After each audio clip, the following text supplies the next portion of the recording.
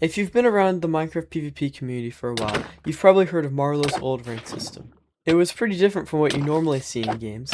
Instead of bronze, silver, gold, and stuff like that, it used a tier system. You'd go from low tier 5 all the way up to high tier 1, but one of the biggest parts of the system was actually getting tested in the first place. Getting into the tier list wasn't something you could just queue from wherever you wanted. You had to actually get tested by someone who was already considered good enough to test you. And getting tier 1 could be pretty difficult. So even being on the tier list already shows that you've proven that you were already somewhat good at that game mode. I think that's something a new rank system should keep. The problem is that old system was also pretty hard to access. If you wanted to get tested, you had to find someone who could test you.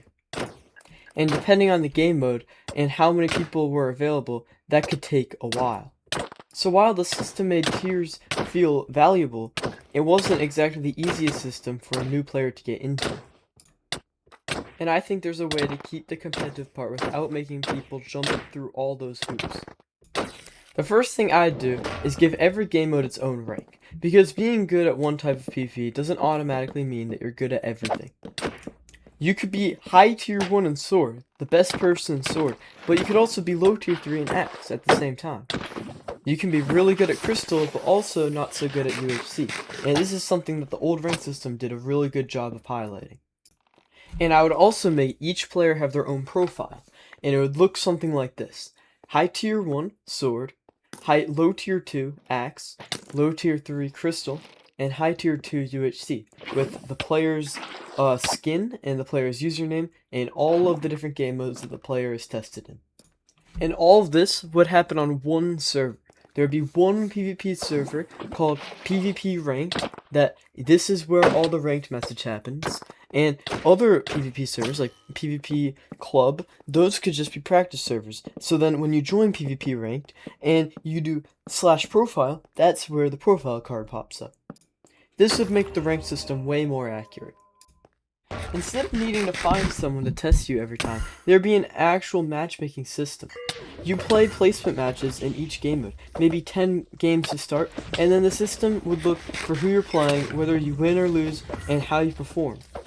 Then you get placed somewhere on the tier list. After that, you climb normally by winning matches and getting kills. So you still have to get the basic idea of the system, but you don't need to find a tester to get tested. But I wouldn't make it so easy so everyone hits high tier 1. High tier 1 can only be placed by one person.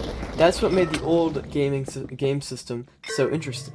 If someone was high tier 1, you know that they had to actually put in the work to beat it. So the higher tiers should become increasingly difficult to reach. Low tier 5 would be the entry point, then low tier 4, low tier 3, low tier 2, low tier 1. And then you'd move right up the tiers, and eventually hit high tier 1. Would be the absolute top level where the best player of the game mode would be. The amount of players in high tier 1 would be one person. That way, the ranked action means I'd also add leaderboards for every game mode, so you could see the best sword player, the best axe player, the best crystal player, and so on. There would also be seasons where your rating would get partially reset, but your highest tier would stay on your profile. So if you ever hit high tier 1 on your profile, it will always say that you've reached it. And obviously, there would be no cosmetic rewards that would affect gameplay. Only cosmetic rewards that would be fun and add something to the community. So overall, I wouldn't completely get rid of Marlo's old system. I think low tier 5 to high tier 1 system is actually a pretty good idea. The fact that getting your first tier was difficult made the ranks feel valuable. I just try to make a way easier for people to participate. Give every game mode its own rank, and add automatic matchmaking and placement games, and keep higher tiers extremely hard to reach. That way getting high tier 1 would still mean something. But you wouldn't need to spend forever trying to find someone to test, so then you could just get started. Thank you for watching, and if you made it this far in the video, please subscribe.